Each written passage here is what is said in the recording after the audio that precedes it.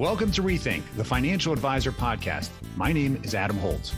And this is Derek Notman. We are your hosts, both veteran advisors and fintech CEOs who challenge the status quo, question everything, and have fun doing it.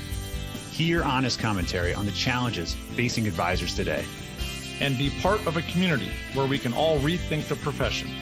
Now on to our episode. Derek, can you share your guiding principles of financial advice with us? Derek? Oh yeah, that's right. Sorry, Derek's in South Africa. He's leaving me to do this podcast on my own. Well, for those of you that know me, you know I could probably talk for some time. So I'm going to try this one out. Derek is in South Africa, proving that anybody can work from anywhere as he has fun and somehow runs meetings with his family in brand new places around the world. So if you haven't checked out that episode, definitely make sure that you learn about work from anywhere.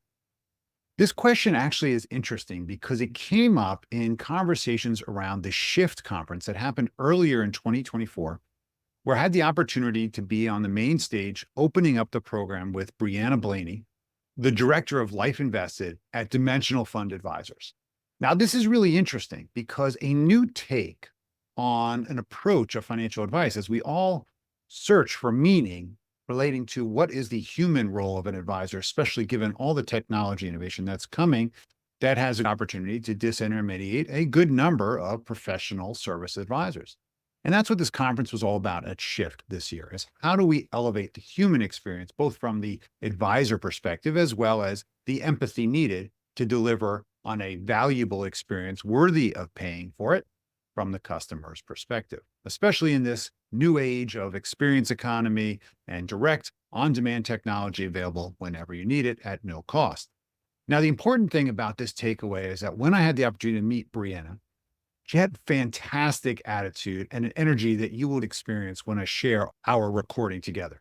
You'll understand what she's doing because it's a new and distinctly different approach to financial advice I think you'll appreciate. One of the interesting things that Breanna is doing is she's actually at the intersection of both yoga and finance, thinking about the relatability of investments and aligning deeper sense of awareness and meaning that I think all of us can take some lessons from. And I hope you listen here because there's going to be some really interesting nuances and challenges to you in your own practice and how you deal with clients. I hope you find this extremely rewarding.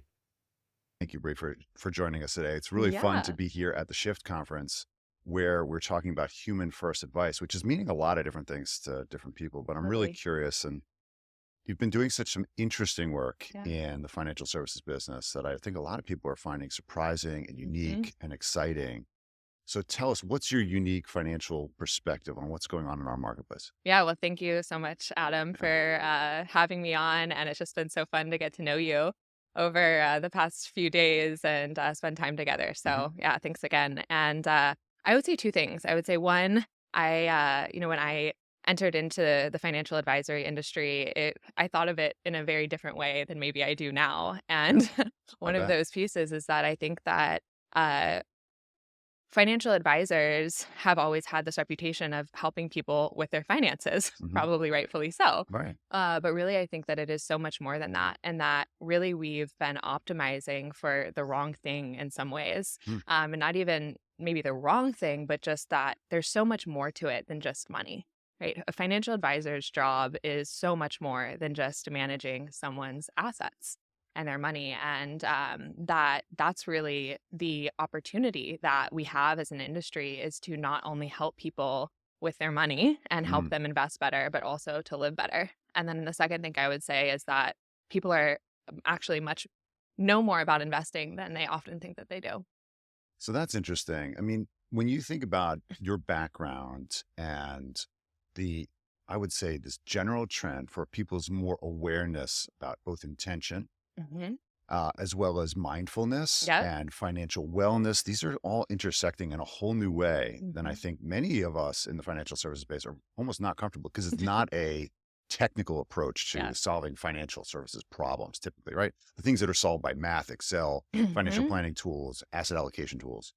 it's interesting to see, especially as your organization has gotten into this space, how they've really elevated your position. So Yeah. what do you think is the opportunity that advisors are missing right now that your mindset or approach might be applicable for? Yeah, well, I think that what we're really trying to do at the end of the day is Mhm. help change people's lives. That's a big thing. Like, how Yeah. do you actually change someone's life? And the reason that financial advisors are in such a unique place to do that is because money is so pervasive in every single aspect of our lives. Mhm. And people have such different perspectives on money. And I think, particularly in modern day society, so much of our self-worth often is tied up in money. From a really young age, you are exposed to the mega America Mhm. and just having to be around, and not necessarily in a bad way at all, but you're just around what money can buy. Yeah. And I think the media is just constantly in your face of this is the path,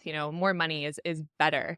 And I think that the opportunity is to really sit back and say, well, why do I actually want more money? Mhm. And I think most people would say that I want more money because I want to be able to actually do things in my life. And so instead of choosing a career path solely based on money or solely, focused on these financial goals, I think the opportunity here is to really help people reshape the way that they think about money and bring more awareness to it, because often we aren't even aware of what our mindset is. We're Mhm. moving throughout life. I mean, this was in my own personal experience as well. And you're making these decisions without even having an awareness of what your mindset actually is. And so I Yeah. think that that's the huge opportunity. And our industry has been this way for many years, but we aren't necessarily seeing better outcomes for clients. And so I think that that's really where, how do we actually change people's lives and see better outcomes for people, which Mm. in my mind means that, one, we're actually changing people's lives to focus on what really matters to them. Yeah. And then we are also having people have better investment returns and having a better investment experience. And I think that those two things combined, that there's some good things that can come from that. Well, that's interesting. So, but how do you, it's interesting because you can't really measure this, or maybe you have measured this. Perhaps there's been research done Yeah. on how those better outcomes play out. Is there some form of guidance to advisors that are thinking about either going, let's say, holistic, or thinking about mindset, or talking about motivations in money and really getting them for their clients, understanding them? I think trying to connect why it's been so important. Is there measurement or insight Yeah. that advisors can take and say, why I must do something about this now? Yes, and maybe I'll answer your question thinking about those two Mhm. components. Actually, start with the latter one, which Okay. is around investment returns. And there is a study that is done by Dalbar every year, and it Mhm. basically looks at what's the average return of the S&P 500, and then what was the average return that investors are Mm. actually getting. Sure. And every year, there's like a 3% difference there. And so we know on average, investors aren't even getting the return of the S&P 500. Right. And so that's not a good investment outcome. Right. Well, what's driving that? Often either active management, trying to predict what's going to happen in markets, or investor behavior. There's fear around money or what's going to happen. And so there's more of this reactivity to markets. And so that's, tangible data that Mm. has been pretty consistent Yeah. over the years that shows us, well, hey, there's more work to be done to actually ensure that investors are getting the returns that they deserve. Hmm. And then on the flip side of the coin, I mean, I think this is an area I've been really interested on. How do we gather more data Hmm. that can show advisors that this is not only the right thing to do for your clients, but it's actually also good for business? Yeah.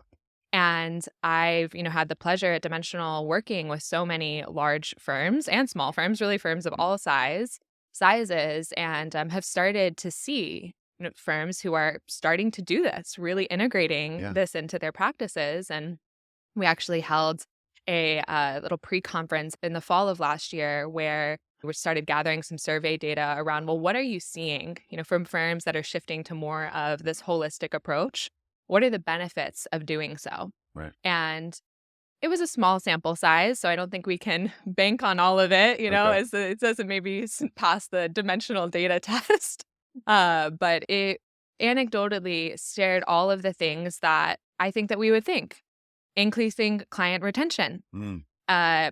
increasing net promoter scores. So clients are more happier with their advisor, and they're also more likely to refer.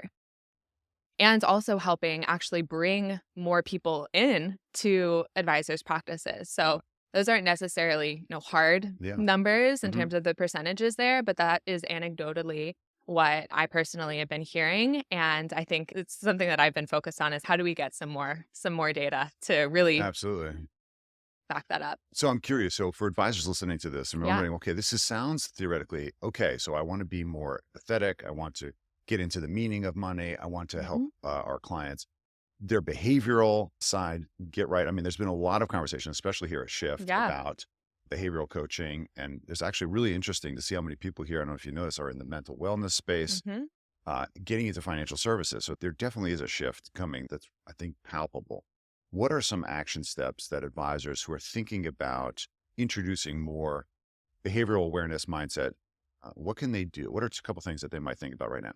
Yeah, well, to me, it's so exciting to see that. And I think that it makes a lot of sense because we see so many studies out there that show that money is the number one source of stress. Yeah. The American Psychological Association runs those studies every year, and it's fascinating to go through the data and just see the impact that money really has on people's lives. So there is absolutely a mental wellness component of money, and that goes back to the opportunity that we have to really actually change people's lives. And so I think tangibly, like so many advisors are sitting in this place of, well, where do I even start? How do I start about this? And there's honestly so many different avenues to go into, but I think a really helpful place to start is simply taking a step back and really looking at your own business and asking yourself, why am I doing what I'm doing? Okay. Why am I in this business? Good question. Like, why am I here? What am I doing? What are the outcomes that I am looking to get for my clients? What's that actual transformation that I'm looking to create? Yeah. And once you're able to answer that question, you can then step back and say, okay, well, how does everything that I'm doing, from my investment philosophy all the way up throughout your entire client experience, ladder out to that, creating that transformation and ultimately that outcome?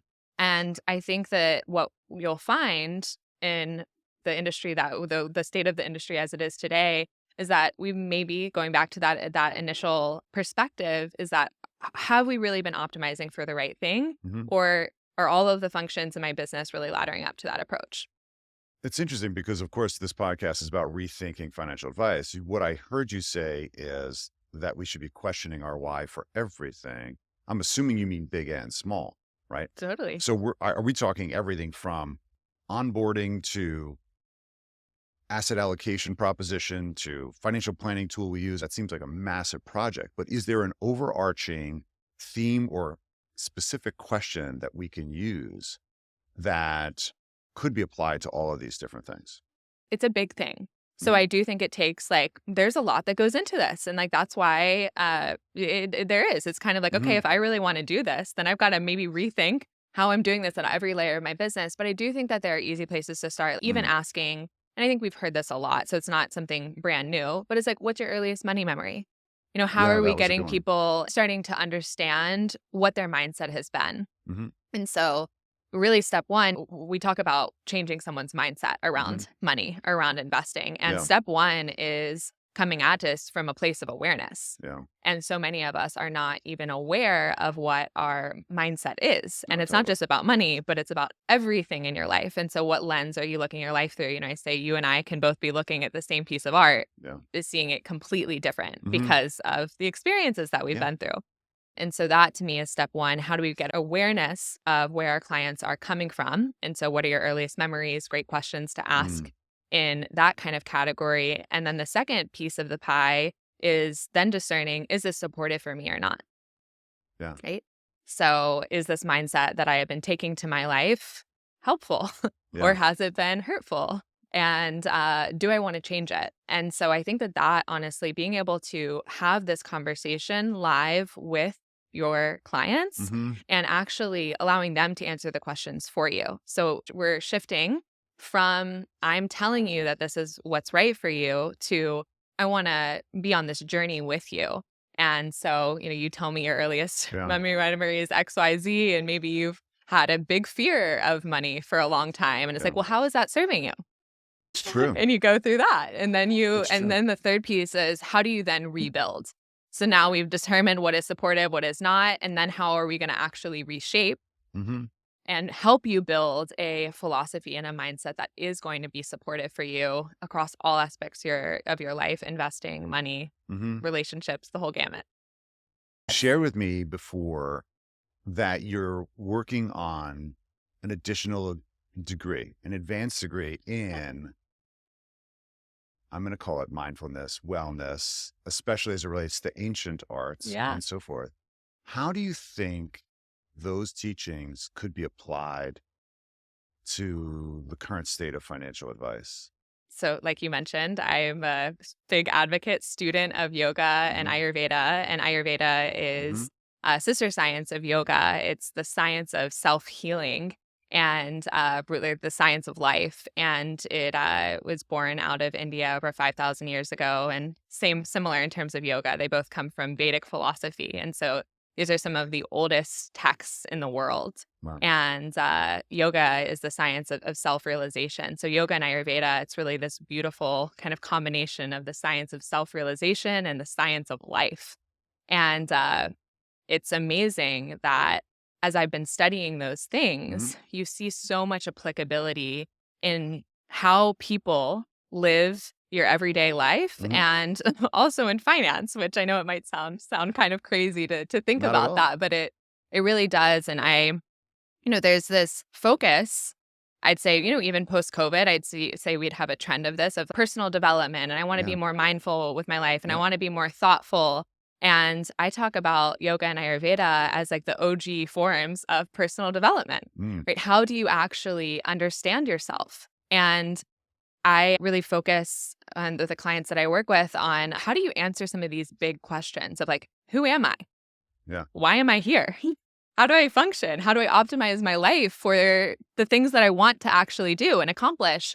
And the tools that are embedded in that are gold. They are so helpful in terms of providing the structure around how do we start to understand ourselves. And so I'll give one more specific, tangible example of that, which is around why. It feels like we're always seeing, and Simon Sinek really, for me at least, opened the door in a modern day lens in terms of starting with why. Sure. And the whole golden circle and all of that. And in Vedic philosophy, your why or purpose is called dharma. And dharma means natural law. And it means how do you really get yourself in flow with the world around you? Yeah. And in Vedic philosophy, the sentiment is that each of us as unique individuals have a specific purpose, a specific reason that we are here. Yeah. And it's called your svadharma, and it's your individual, purpose. How do you plug yourself into the broader reality? And so that whole process of really helping someone uncover and understand, okay, well, what is my unique essence of why I am here? That is so applicable to what we're doing. How do you make money in life? How do you get yourself into a place that you're going to be in ultimate flow with the world around you? And that's dharma. Very cool. As you were talking, I was thinking to myself, I've been a huge proponent of telling advisors they need to apply what they've learned and what they espouse to their clients on themselves. 100%. They need to do their own financial plan. They need to go through the process. They need to take their family through that process. Why very often spouses and partners of financial advisors never get a financial plan is because the financial planners typically just doing it behind the scenes. Are they actually taking them through an iterative process, a process that gets vulnerable, that gets to talk about what are your real needs? And are we meeting them as a family, unless you're actually working with a financial advisor? So I try to get and inspire financial advisors to actually go through the process that they promote for their clients. And I think what you're really touching on is, I doubt that many financial advisors have really asked themselves the same kind of Dharma-inspired questions of, what's my purpose? What am I really contributing? Why am I here? We get lots of conversations. And in fact, they happened here at Shift. People came up to me and said, when did you decide that you were going to give up the financial advice business and go into tech? How did that transition work for you? Because, there's a lot of financial advisors out there that are thinking, what's next in life? Yeah. What is this the extent of it? I've achieved some level of success. got some AUM, I'm doing a good practice, whatever that might be. And they're thinking, what's next? And I think there's an opportunity, Bree, that financial advisors can take a good number of these principles, some that you've talked about, some that we've experienced here, Totally. and start challenging themselves to question what the bigger purpose is. And once you do that for yourself, it does actually affect everybody around you, right? It's kind of it's an energy thing in a sense. 100%. If you want to influence people in that way, let's just elevate our own game purposely. That means Absolutely. talk about intent, talk about mindset, and share that with your clients in a very authentic way. I think it's really getting a lot more leverage today. So is there anything that you think that the advice community does need to think and challenge that you'd like to share? Well, I couldn't agree with you more. Like Okay. the whole sentiment of you have to be embodied in what you're sharing Mhm. with your clients, regardless of what it is. Yeah. And if you're asking your clients to do anything, whether it's not be reactive to markets or to think about their higher purpose of why they're here, like you absolutely have done that work yourself first. Yep. And that's what's authentic and that's what sells and that's what comes through in that. And so, for me, that's always the first step. I've been studying, yoga and Ayurveda for the past decade, and I've only recently, honestly, started teaching that and sharing that in a more formal way with others. And that's because like I have to walk the walk. Yeah. I mean, every morning I'm getting up and doing my morning practice and doing those things. And that's so important. People know that when you do that and when It's you true. don't. And so I think that that's incredibly important for financial advisors to really make sure they've been through their own process. And they're also like investing in the same way. I mean, I Mhm. think about that for myself at Dimensional. I'm invested in our portfolios at Dimensional. I sell that product because I believe in it. Right. It's not, and again, Dimensional's investment philosophy, it's a philosophy. It's not just products. It's a way to approach markets. And so I think that that's so important for advisors. If you are investing your client's money into whatever it is, Mhm. do you actually believe that mindset? Do you understand that Yeah. fully? Can you articulate to your clients why you chose that? Mhm. And again, that's a disconnect that I think we often see. And that's been so core to what we've tried to do at Dimensional. And as a reason that I've Mhm. aligned myself with that is it's based on education. How do you educate people in a way Yeah. that resonates with them across all aspects, from your investments to thinking about purpose? So I really think it spans the spectrum. That's interesting because, I agree with you completely. The idea of authenticity as an option anymore is not one. I mean, from a marketing standpoint, people can see right through bullshit. Yep. They're not really interested in being sold. Clearly, they want to be engaged. They Yes. want to relate. They want to be connected to people that affiliate with them. Even they don't have to agree, but they have the same kind of value systems, interests, and so forth. And that's some of the project actually that Derek has been working on for some time, my podcast co-host.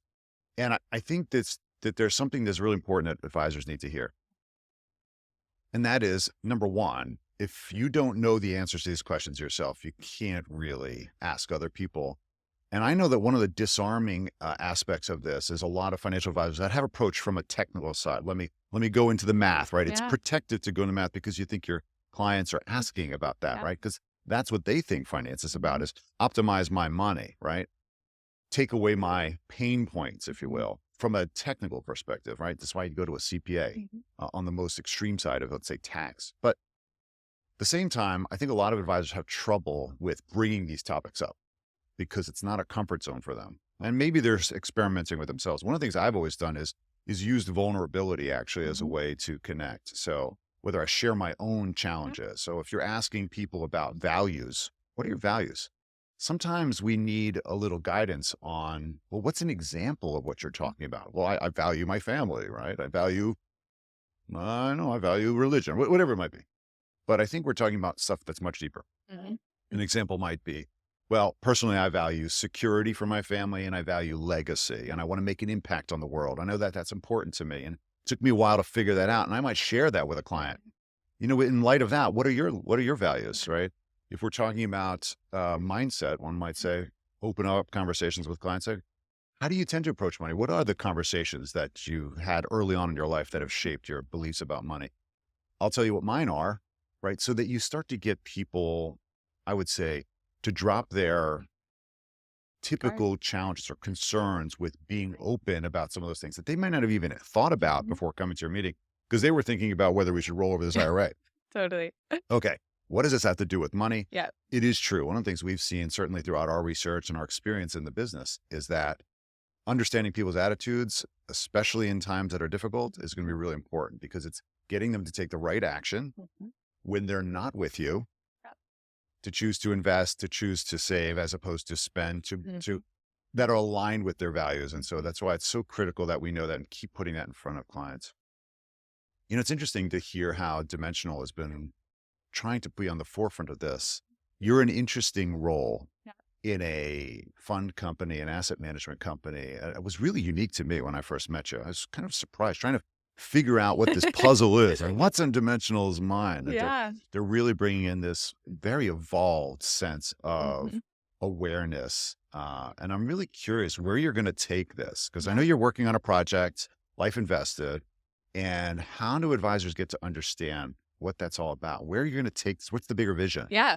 Well, I think it's funny as as you were talking, you were using these questions, right, to draw people out, even around their values. And that really is at the heart of what Life Invested is about as well. Life Invested is really core to this idea of how do we explore this relationship between life and investing, and how do we empower advisors to really understand this connection between life and investing, and to ultimately be able to educate their clients to communicate to them in ways that resonate. And so I really think with Life Invested, that's what I'm excited about, is how do we get this message out to more people that there is a different way to think about money and to think about markets. And it is one that does not induce stress and all of this fear and greed and just all of these emotions, but that you actually have the opportunity to build a philosophy and a mindset around investing that empowers peace of mind, that allows you to ride the journey of life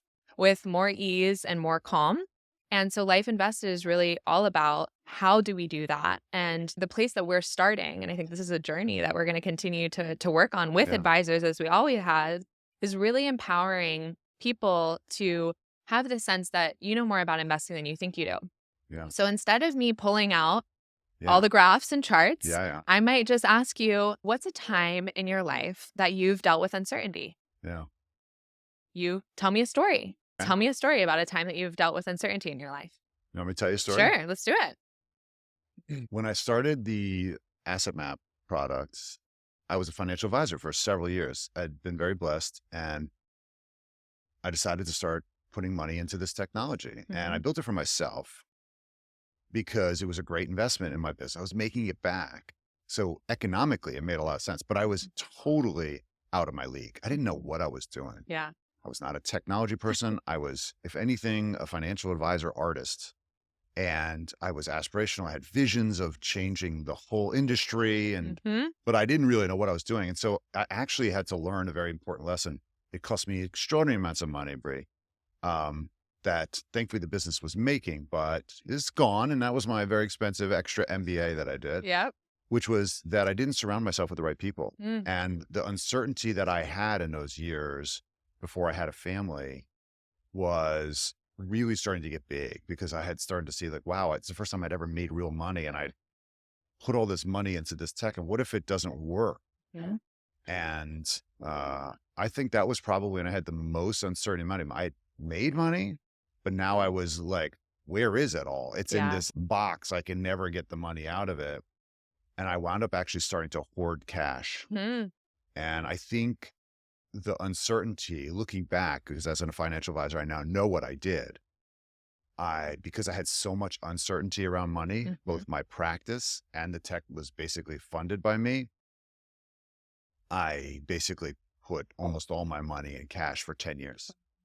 The 10 years between 2009 and 2000, and we'll call it 19, before I actually chose to get an advisor myself. And I said, you know what? I'm not being a good financial advisor to myself. And I had to go out and get a financial plan. I mean, think about how much I know, like I wasn't doing. So the uncertainty for me, I'm going full circle for you, but the story itself of that financial uncertainty caused me so much. I'm trying to bring a full circle Yeah, for you, actually. totally. Uh, Well, and you it's, know, I mean, my question would be, why did you choose to do that in the first place? why did I choose which part? Like in terms of you took this big risk, Mm-hmm. Why right? did I do Why it? did you choose to take this big risk?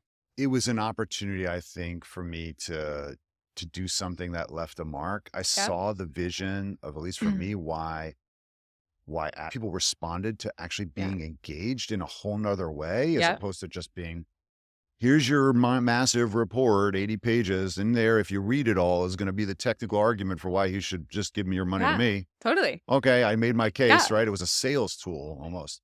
And financial planning, as we all know, is kind of a bunch of math that tries to predict the future. And I don't know if it works that way. Does the future actually follow the plan? Not really. Yep. Every plan I ever did was wrong, but it justified me getting the business and earning the business, I think. And we know that was ultimately better for the client than not doing it, but Yeah. like you just said. Uh, But I felt like if I didn't do it, I would have missed an opportunity to make an impact on the world. Not everybody believed me, by the way. no, I mean, I think that's beautiful. And like you said it yourself right there. Yeah. You did that. You took that uncertainty. You took that risk because you believe there was an opportunity. The upside was more important to Right? me than the uncertainty. And that's the same thing in markets. Yeah. Just that alone. The uncertainty in markets creates the opportunity. If there was no risk, there would be no reward. Sure. Right? Why do we invest in markets? Why do we expect a return on that? It's because there's uncertainty, right? But that also dovetails into, you talked about many points in your story that you had to kind of solve challenges. Mm-hmm. Right? You're talking about how you the MBA, and I've got a similar story, so that really resonated with me in terms of the spending your own money to do something, and you're like, Yeah. okay, yeah, that was my MBA there. But those are all kind of these pivotal moments in your own story that you had to solve a problem. You had to, solve this challenge, and that ultimately, at the end of the day, is why there's even a return that we expect in the market. When you invest in stocks, you are actually investing in human ingenuity. We are investing in people like you and me to to create and innovate and respond to challenges. So it's like, okay, well, why on average do we see over long periods of time, the stock market return about 10%? Well, that's why, when you're investing in the market, you're not just investing in these stocks, you're investing in people, humans, to solve challenges. And how great does that feel? That makes me sleep better at night. Yeah. I'm saying, hey, look, I know there's going to be uncertainty in this, but I'm doing it because there's opportunity, just like in my own life. You take risks. Yeah. Because there's a reward on the other side. And regardless if the market's down, think about COVID and all the panic around that. Well, what happened? Yeah. We responded. Humans responded to that. And so if you believe in human ingenuity, you believe in markets. It's true. I haven't heard that perspective in quite a long time. I almost forgot it. Yeah. But you're right. You're investing in people. One of the things that came out of the last Necker trip that I did was it's about who, not how. And I think here's another aspect of this human investing, isn't it? Yeah. So I'm glad you brought that up, because I haven't been thinking about that. We're investing in ingenuity. We're investing in innovation. We're investing in the belief that people are going to solve problems. Exactly. And find ways to monetize it and create value. That's a really great point. Yeah. I mean, and there's so many, this is just an example of that, right? But it's like, once you start having this conversation with your clients in this way, you can keep asking these questions and pulling on these threads. I could continue this conversation with you. You talked about how you couldn't predict, right? Predicting versus planning. We could get into a whole conversation around that, around why trying to predict the market is a rather futile effort, and the mindset that we're really instilling, which is a much more scientific approach. Or we could talk about controlling what you can control, and I could ask you, how did you determine that, and what was the things that you can control versus can't control, and all of these different threads, or even flexibility. You had to respond to these challenges, and so that is a completely different investment conversation than I think most people are having.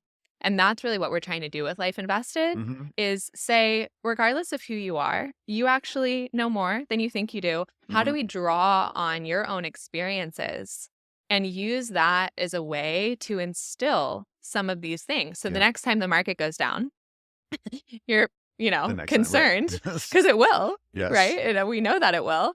That's what you're thinking about. You're going back to your own narrative, your own Yeah. story. You're not just saying, oh, well, Bree told me not to worry. Right. That's not going to help, right? Right. We need to actually That might help. maybe, I think that but it's much more about, doing what we're doing now, is sitting in the same side of the table as your Mhm. client and really helping them unpack and really actually believe what you're trying to get across. And that's a really different thing than someone just nodding their head and being like, okay, I kind of got it. Very cool. Thanks for being here. Yeah. Thanks so much, Adam. All right. Hopefully your mind is spinning and you've come up with some really interesting takeaways, whether you wrote them down or they're in your mind or you put them into your phone as things to think about or delegate, if that's going to help.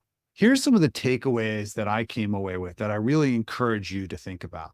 Number one, we got to remember that the 3-step process that Breanna talked about is really about, number one, having an awareness of where your clients are coming from, really understanding their deeper motivations by asking them clearly what are their earliest memories about money that they probably have been shaped by and probably affect them even today. Most people haven't asked themselves this question and certainly haven't asked it of their peers or their partners if they're in a relationship. And you can imagine how this affects your day-to-day decisions around money. And of course, with respect to investing and or insuring, it's going to have an impact. So we need to understand this. Number two, we need to shift from financial planning, which tends to be more judging based upon the facts and then telling them what to do, to really listening and then, of course, guiding them and finding a way that works for them, given their real wounds and anxieties around money, which they're going to have based upon those early memories, and of course, how they've evolved over time. So let's get into more of a coaching mentality and try to really show the clients that we're listening, we have empathy, and we're understanding where they're coming from so that we can guide them on a path forward that makes sense for them. Remember, it's going to be hard to pull somebody across this finish line, but it's certainly going to be easier to help guide them and say, hey, let's walk this path together. We'll figure it out with my expertise and your priorities. And then number three, let's help rebuild. Let's start with guiding principles that we can understand at the family level and as well as at the advisor level that are going to help us make decisions. And the fourth thing I can really took from this is that maybe we need to ask ourselves that opening question, which is, what is our guiding principle that we're using to make decisions? We all know that whether you're using an ancient text or whether you're using a modern framework for the meaning of life, having that outlined for yourself, written down, and of course, living by it is going to be a much easier way to navigate chaos when there's not a lot of clarity on which way to go. So having a principled approach of how we approach not only investing, but also life is going to be really important. I really encourage you to find that and explore for yourself what that's going to be, because it's going to be an important aspect, again, of proving the relatability and the context of how we deliver advice. You can imagine how these guiding principles, whether they're spiritual or they're faith-based or they're simply intellectual, are really going to give you confidence in times of uncertainty. And that's really what our clients are looking for when they're looking to a financial advisor. So that brings up the fifth component, which is, what are you willing to share? If you come up with your own principle and attitude of how you're going to approach life going forward, and of course, financial advice, can you actually share that? Can you actually have the authenticity and the vulnerability to share that with your clients so that when you ask them to build their own with you, that you actually leading by example and showing that you've gone through this process as well? No different than the financial planning process that I hope you've gone through with your family and all of the difficulties and challenges of wrangling attitudes, perspectives, and levels of engagement and insight about what financial decisions need to be made. You've done this, you've gone through the fire, you actually know how to help them best because you've done it yourself. And I think there's no difference here. I think Bree brings this up, is find your principles, find your guiding light, and of course, be able to share that with your clients in a vulnerable and authentic way. And it'll be worth it in spades in the relationship, as well as the trust that you create. With that, I hope you've had a great experience. You've written down some things that are going to work out for you. Of course, you can reach Breanna in many of ways, from social media to directly through Dimensional Funds if you're interested in learning more. And of course, for all of us here at Rethink, Derek included, We appreciate everything you're doing. Remember to like this program, share it with your friends that need to hear it. And of course, we appreciate your reviews and your participation. That means reach out to us in the community, write to us things you want to hear about, use social media. LinkedIn is best. And of course, we appreciate you taking the time out of your day to listen to us banter about. Hopefully you've taken something away. With that, have a fantastic day. Thank you for listening to Rethink, the Financial Advisor Podcast with Holt and Notman. Be sure to subscribe now and join the ongoing conversation.